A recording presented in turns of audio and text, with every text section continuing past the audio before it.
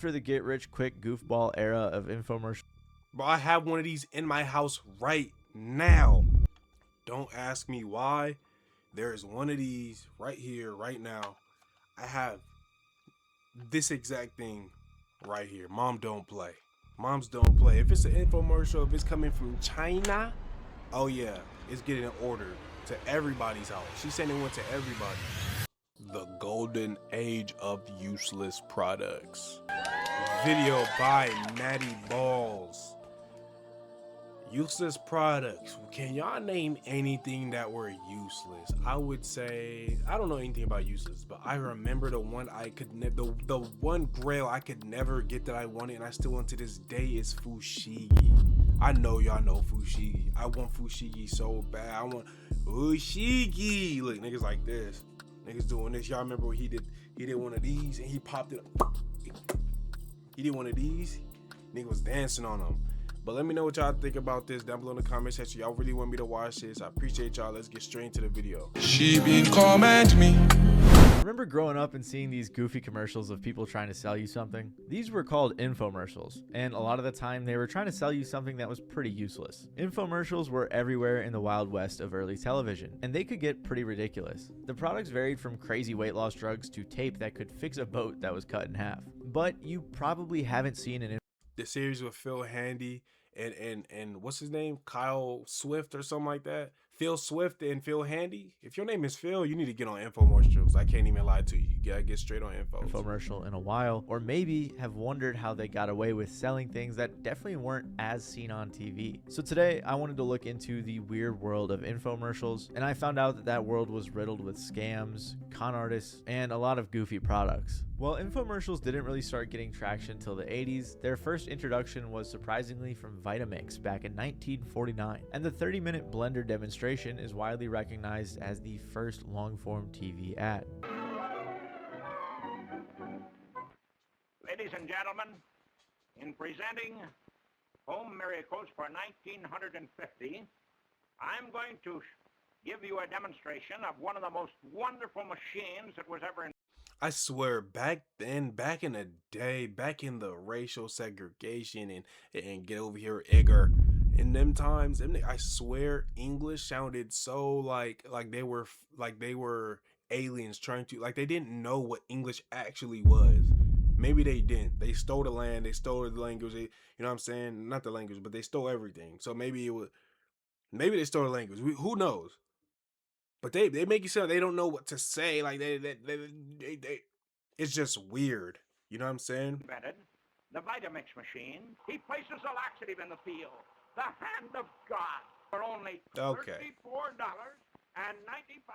Even back in 49 though, that had to have been a boring watch, especially for half an hour. Regardless, the Vitamix ad was a bit of a rarity due to government regulations placing heavy restrictions on network commercial time, which meant for a while shorter commercials would still continue to dominate the airspace between ad breaks. But as decades went by, regulations changed and evolved, so the commercial game did the same. Everything changed in the 80s around the time cable networks started gaining some pretty serious popularity. However, as popular as they got, there was still a major struggle to fill all 24 hours of the day with just content and short ads. Even the biggest channels often had a shocking amount of dead air when shows weren't on. This led to some marketers revisiting the idea of infomercials. And because President Reagan's 1982 Fairness Doctrine, which deregulated the broadcasting industry, the gates were open and their airing was made possible again. Although widespread success wasn't something that came right away. At first, infomercials were pretty crappy. It was just a bunch of get-rich-quick schemes selling programs or books on how to be successful. And randomly enough, real estate courses were for some reason really popular. At this point, most infomercials weren't airing anywhere near prime time. They were the weird a nigga looking at me like this in a crowd. I'm not going for nothing you're saying. Nothing you're selling me. You're going bald, so you can't be making the best decisions. You can't be that rich because you're still bald. It's a loop. For that reason, I'm out. Stuff you'd find on at 1 in the morning. And another really interesting thing is a lot of them were long, like the Vitamix one, at least early on. I acquired over $1.5 million worth of income producing real estate including a beautiful home for myself within 18 months. And you all have these dreams. And what I want to be able to do is take those dreams via the unique money-making vehicle of real estate and translate them into financial freedom. Thank God that I found a unique system to make millions in real estate starting from nothing. As a result, we became financially independent.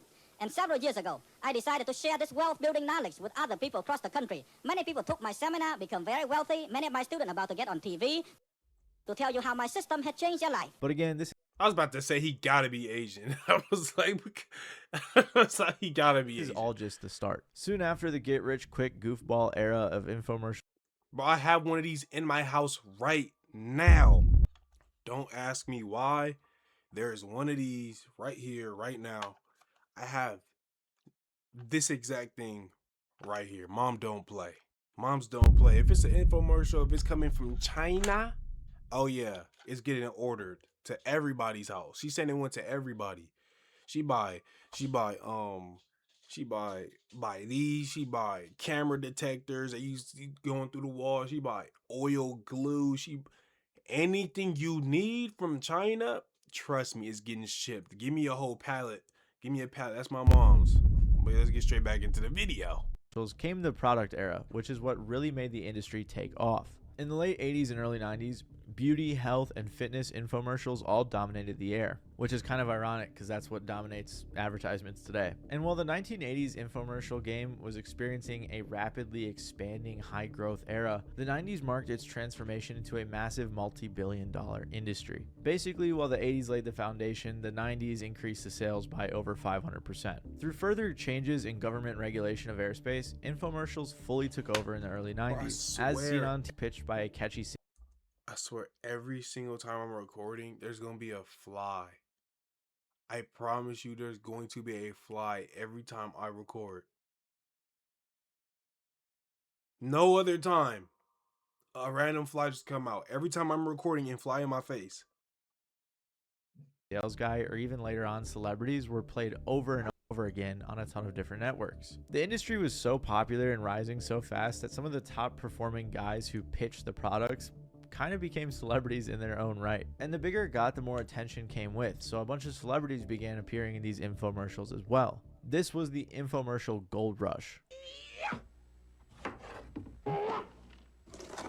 The legendary Ginsu knife. With its unique triple ground curved blade, you could easily pay $100. But not here. Ginsu World Class is yours for only $29.99. Sharp offer.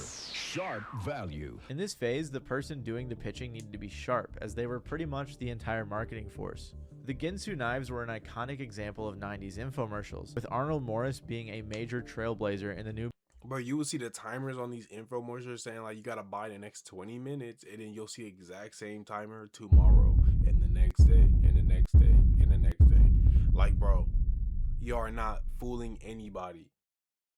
I used to be really like in my emotional era when I was younger, and I used to see all them kid toys.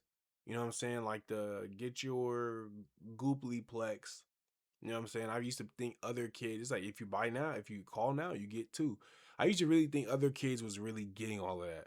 The older I got, I used to be like, I used to ask other kids, like, y'all got, and nah, no one ever got them. So I don't know how they was, well, obviously somebody was buying it. Booming sales market.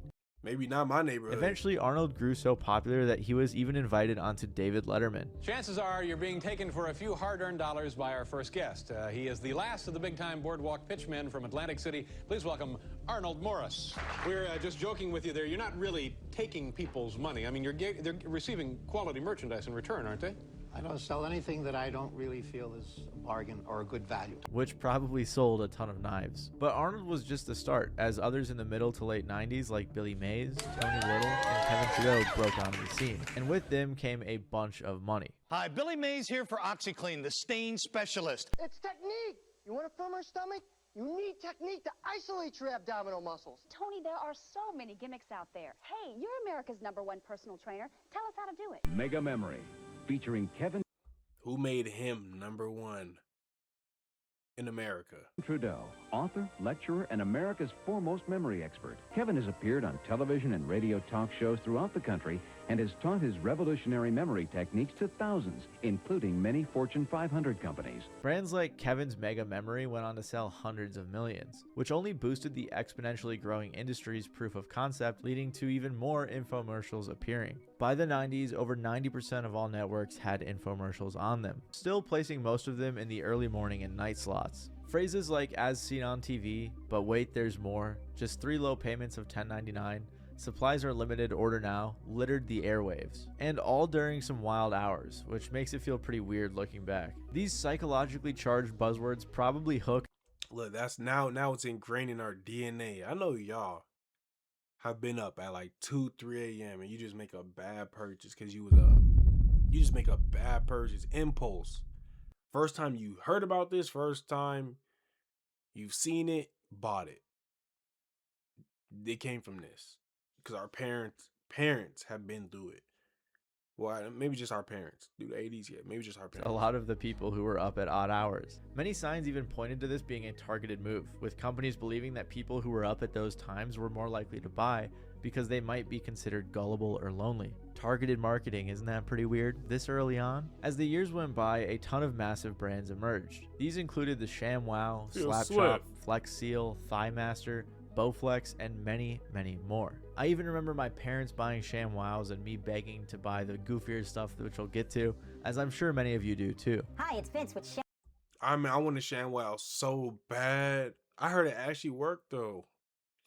But if you don't say Fushigi, I'm clicking off the video. ShamWow. You'll be saying wow every time you use this towel. ShamWow holds 20 times its weight in liquid. Look at this. It just does the work. The ShamWow sells for $19.95, but you get 1 for the house, 1 for the car, 2 for the kitchen and bathroom. But if you call now, within the next 20 minutes, because we can't do this all day, we'll give you a second set absolutely free. So that's 8 ShamWows for $19.95. Hi, it's Vince with Slap Chop. You're gonna be in a great mood all day because you're gonna be slapping your troubles away with a slap chop. Now look, here's a potato. 1 slap, you got big chunks for stews. 2 slaps, home fries in a second. You add the ham, you don't have time to make breakfast. You're gonna have an exciting life now. There were some pretty fun and ridiculous ads as well. Hi, Phil Swift here for Flex Tape, the super strong waterproof tape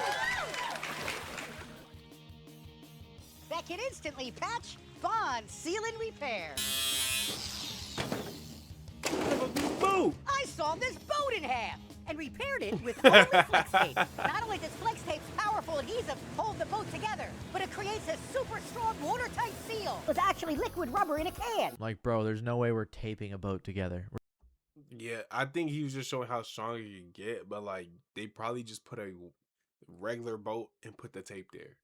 People really just seeing that it was a half and it's together and there's tape. Now it's together. No, they probably just put tape over a boat and put a wire down the middle so it looks like there was a seam, like like it was cut in half. We're just getting a new boat. By the 2000s, the infomercial industry still showed no signs of slowing and arguably reached its peak, making hundreds of billions of dollars worldwide. This is why a lot of people in my age or my generation are super nostalgic for infomercials. Chia Pets, Fushigi balls, and tons of other ridiculous and useless products hold a somewhat sweet spot in our hearts. But it wasn't always so sweet, as I'm sure many of you have realized, especially since you probably haven't seen a true infomercial in nearly a decade or so. And that's because the industry had a lot of problems. Infomercials may be fun or funny to look back at, especially because of how ridiculous they could be. But they also had a handful of scummy marketing tactics, and occasionally they would just straight up scam you. Even some of the biggest names, like fitness guru Susan Powter, has spoken about how bad the industry was as a whole looking back. And she's far from the only one. Overall, many of these organizations were pretty much just marketing companies selling junk, and to do this they relied heavily on leveraging gimmicks. Classic infomercials boiled down to a surprisingly simple formula, which includes only 3 basic steps.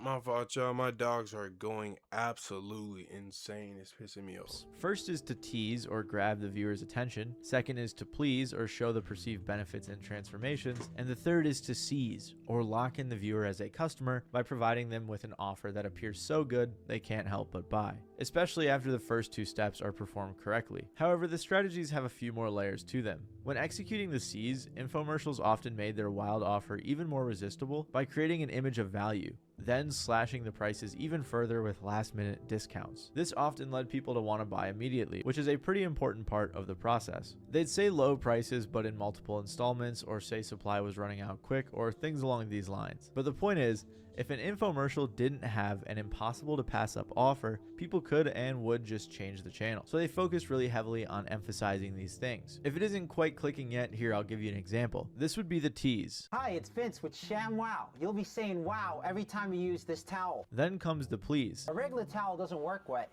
This works wet or dry. This is for the house, the car, the boat. Why do you want to work twice as hard? Doesn't trip, doesn't make a mess. You wring it out, you wash it in the washing machine. And that shit goes. I'm not gonna lie, ShamWow had it. They had it. Take it. Take my wallet. If I was an adult back then, take my wallet, gang. Take it. On and on and on. You get the point. And then here's the C's. But if you call now, within the next 20 minutes, because we can't do this all day, we'll give you a second set absolutely free. So that's 8 ShamWows for $19.95. It comes with a 10-year warranty. Here's how to order. This strategy might seem really basic. Like, I don't know how people fell for this kind of basic stuff, but based on the yeah, how would you fall for it? What the fuck? I would never fall for that. numbers, it clearly worked. And I haven't even gotten to the craziest or dumbest ones yet. But it all boils down to psychology. Without psychological manipulation, the infomercial game would have never blown up. You could arguably call it the cornerstone. Infomercials would often state that supply is limited, prompting urgency from the viewer to buy. When in reality, even though there's no actual value added to the product itself, it's a perceived value to the potential customer that develops through the creation of false exclusivity. Since in most cases there wasn't actually a shortage, believe it or not. But the curated order now pressure wasn't the only psychological trick they would use. They also leaned on famous celebrity endorsements, which for many viewers added an aspect of credibility since someone they could be a fan of is tying their name to the brand. Right. Who was Sharon? Why was she famous? That's my question. Because I heard her name every single day, I felt like, when I was growing up. She a model? She a singer? She an actress? What did she do? My thighs and my butt on the very same machine that you can do over 60 other exercises on. Beat that. With the seated bicep curl, you can really isolate your biceps and give them a... With the bicep curls, you can really separate your muscles and... Good workout. Well, the total gym can do the same thing, watch. Like, ain't that Chuck Norris? And also, you can isolate the arms. When you invited me to a delicious home-cooked meal, one that would keep my waistline beautiful, what can you expect? Hey guys, I'm Hulk Hogan. Stay with me for the next half hour. I'm gonna show you my latest invention, Hulk Hogan's Ultimate Grill. Brother. Because of all the crazy marketing ploys they had, it was working out very well and they were printing money. However, all of this wealth inevitably attracted bad actors. At times, the general worst case scenario when buying from an infomercial is you waste a couple of bucks on a product that's likely a cheap facade. Not really a big deal. But then with an industry worth over $750 million by 1991 already, the cash began to attract predators. One of the first insane infomercial scams that's worth looking into is the array of telepsychic companies, which is basically where customers call in paying a certain rate per minute to speak to one of the many supposed psychics. Again, retrospect is pretty embarrassing considering that these people made millions off of this. But the tactics they used were manipulative and deceitful to say the least. Ironically, this phenomenon was predicted 10 years prior by SNL. Hi, welcome to Cable TV Channel D. This is Telepsychic. My name is Ray. They probably got the idea from this right here. I'll be taking your calls today. Here's the numbers: 555-1231, 23 and 4 and 5. Ask me about anything about life, money, love. I'll predict for you, okay? The main infomercial brand that Dan Aykroyd's Psychic Ray skip predated was the Psychic Friends Network, one of the biggest of its kind. The Psychic Friends Network charged $3.99 per minute early on and $4.99 years later. Since these calls often lasted around 30 minutes or more, the customers would often end up forking over around $120 to $150, sometimes daily, and sometimes at much higher quantities. And one of the strategies they used was one I mentioned earlier, which is celebrity endorsements. And now your host, 5-time Grammy Award winner, Miss Dionne Warwick. Hi, and welcome to this mini edition of the Psychic Friends Network. Now, for those of you who've never seen this hit television show, let me tell you a little about the program which has introduced America to the best psychic phone service in the entire world. With the help of Psychic to the Stars, Linda Georgian, the very best psychics are available from their homes and offices to consult with you 24 hours a day.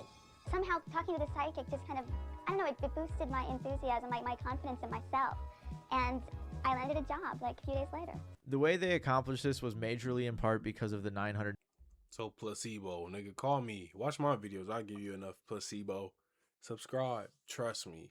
I'll give y'all enough placebo. Number system, a deal which single-handedly allowed their success, but also ironically it ended up destroying their empire, which we'll get to soon. Infomercial companies like the Psychic Friends Network had customers call a number with the first 3 digits being 900. Basically, they silently partnered up with the phone companies, who as a result received a portion of the revenue made, equaling hundreds of millions in new revenue.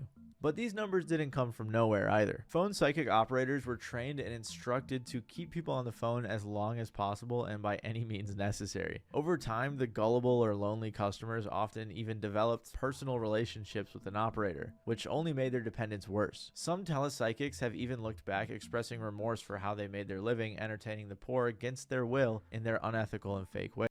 Against their will?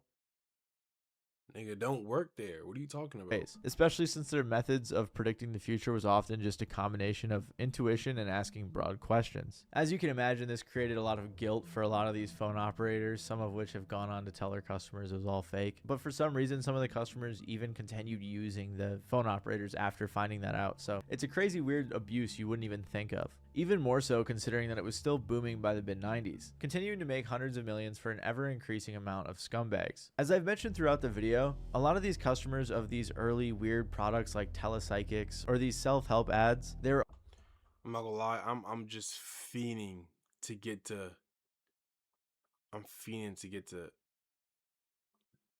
the depth of it. During this era. At this point, the government started to crack down. A bunch of companies were getting popped for double billing and a ton of other financial abuses, like Kevin. On top of this, big names like Susan Powder and whistleblowers at a variety of psychic agencies started speaking out. This forced the government's hand in changing the rules, leading to a ton of forced disclaimers being implemented, including a statement at the start of each infomercial identifying itself as a paid advertisement and not undisputable truth. The show you are watching is a paid program or advertisement. USA Network is not responsible for the claims and representations made by the sponsor. But like we've seen time and time again, this didn't stop the infomercials from finding loopholes. Like bringing on so-called experts, then asking a bunch of leading questions to get false claims out the legal way. While the people making the infomercials thought they were protected under the First Amendment, they still got in trouble anyway. The government was getting them all one by one, which was mostly through fines and y'all remember bump its for the hair? Bans. And the government never fully caught up to this because by the time they would have, the new era of technology had already come. By the mid-2000s, reporters and investigators got wise and started exposing everything. This led, of course, to a bunch of big names in the game getting arrested. This was practically the end of the golden age, as the end was clearly near, sort of. As the years passed, TV viewership continued to tank in competition with a bunch of different internet-based platforms. The once populated airspace just wasn't what it used to be, and as a result, the infomercial industry began to the Kickstarter, YouTube, and GoFundMe birth, where the tables turned. Nigga, don't even turn on cable. We don't even have cable. I don't even have cable no more. Give me Wi-Fi. I don't want a cable box. I'm not renting no cable box. Give me Wi-Fi, and I'll figure it out. You know what I'm saying? I think that's the future. Infomercials still happen as Instagram and Instagram ads. There got to be a new one. Infomercials are kind of gone now. They're still there, obviously, but they're kind of gone now. I think the new ads are the mid-roll ads. Like you're scrolling through my feed, my shorts, my whatever, and you see that one ad in the middle. Then you keep going. You know what I mean? In every 3 videos, every 3 pictures of me, or every 3 shorts of mine, every 3 videos of mine that you see, you get an ad, and you see an ad and you just scroll away. I think that's the new infomercial now. And I feel like it has a higher success rate. I've clicked accidentally on those ads so many times. Without further ado, I appreciate y'all for watching. Like, comment, subscribe. Let me know if there's any products that you had that you wanted or that you have actually had, and if they were good or if they were scams. I love you to death. I appreciate y'all. I'm gonna see y'all in the next one. I'm gone.